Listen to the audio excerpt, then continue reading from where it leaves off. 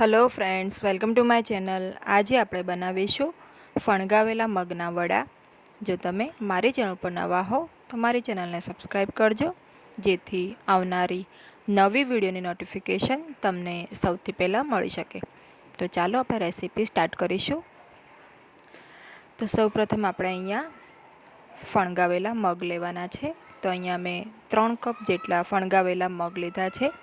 મગને આપણે સારી રીતે 2-3 વખત પાણીથી ધોઈ લેવાના છે, જેથી એમાં બિલકુલ સ્મેલ ના આવે.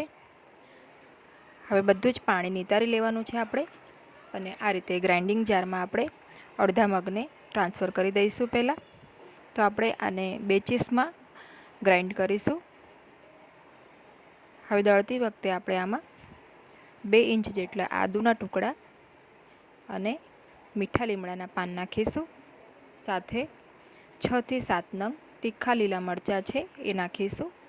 મરચાંનું પ્રમાણ તમે તમારા સ્વાદ પ્રમાણે ઓછું વધારે કરી શકો છો. સાથે અડધા કપ જેટલી કોથમીર છે એડ કરીશું, અને આને આપણે પાણી નાખ્યા વગર સરસ રીતે ગ્રાઇન્ડ કરી લેવાનું છે. તો હવે આ રીતનું ગ્રાઇન્ડ થઈ ગયું છે. આનું ટેક્સચર તમે જોઈ શકો છો. આપણે બિલકુલ આમાં પાણી નથી નાખ્યું. તો આ રીતનું આપણે ગ્રાઇન્ડ કરી લેવાનું છે. હવે આપણે આને એક આ રીતે બાઉલમાં કાઢી લઈશું. હવે થોડા આપણે આમાં મસાલા એડ કરીશું. તો સૌપ્રથમ આપણા વડા એકદમ સરસ ક્રિસ્પી થાય એના માટે આપણે અહીંયા ચોખાનો લોટ છે એ લઈશું. તો અહીંયા 3 ટેબલસ્પૂન જેટલો મેં ચોખાનો લોટ લીધો છે. સાથે આપણે એમાં હિંગ નાખીશું અડધી ચમચી. અહીંયા આપણે જીરું લીધું છે 1 ચમચી. જીરાથી વડાનો સ્વાદ ખૂબ જ સરસ આવે છે. સફેદ તલ છે 2 ચમચી જેટલા એ નાખીશું. સ્વાદ પ્રમાણે મીઠું એડ કરી દઈએ. બધું આપણે સારી રીતે મિક્સ કરી લેવાનું છે. તો હવે આ મિશ્રણ એકદમ સરસ રેડી થઈ ગયું છે વડા બનાવવા માટે. હવે આપણે તેલ ગરમ કરવા મૂકી દઈશું. તેલ ગરમ થઈ જાય એટલે આપણે એમાં વડા પાડી લઈએ. તો આ રીતે મીડિયમ સાઇઝના આપણે વડા પાડી લઈશું. તો એક વખત તેલ સરસ રીતે ગરમ થઈ જાય એટલે આપણે ગેસની ફ્લેમને મીડિયમ કરી દેવાની છે, અને બધા જ વડાને આપણે મીડિયમ ફ્લેમ ઉપર તળીશું.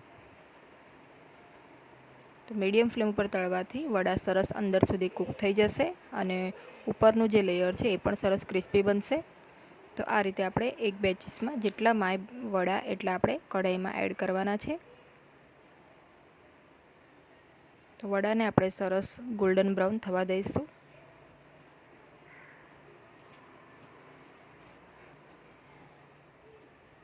તો આ રીતે આપણે વડાને તેલમાં આ રીતે હલાવતા રહીશું, જેથી બધી જગ્યાએથી પ્રોપર રીતે વડા આપણા તળાય.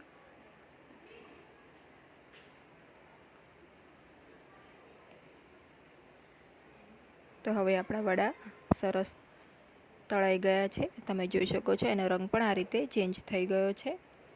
તો હવે આપણે આ વડાને એક પ્લેટમાં કાઢી લઈએ.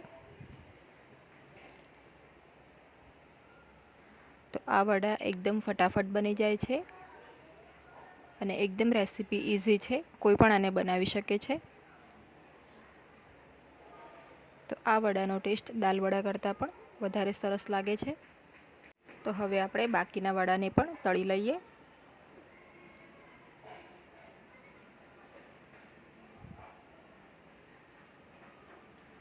તો રેડી છે એકદમ સરસ ગરમા ગરમ ફણગાવેલા મગના વડા. એકદમ સરસ ક્રિસ્પી છે ઉપરથી, અંદરથી એકદમ સોફ્ટ એવા સરસ આપણા વડા તૈયાર થયા છે, જેને મેં ફ્રાય કરેલા મરચાં સાથે સર્વ કર્યું છે. તો આ રેસીપી એક વખત તમે ચોક્કસ ટ્રાય કરજો. ખૂબ જ ટેસ્ટી બને છે. અને જો તમને મારી આજની આ રેસીપી ગમી હોય તો એને લાઈક અને શેર કરજો. તમારા કોઈ સજેશન હોય તે પણ જણાવજો, અને મારી ચેનલને સબસ્ક્રાઈબ કરજો. Thanks for watching.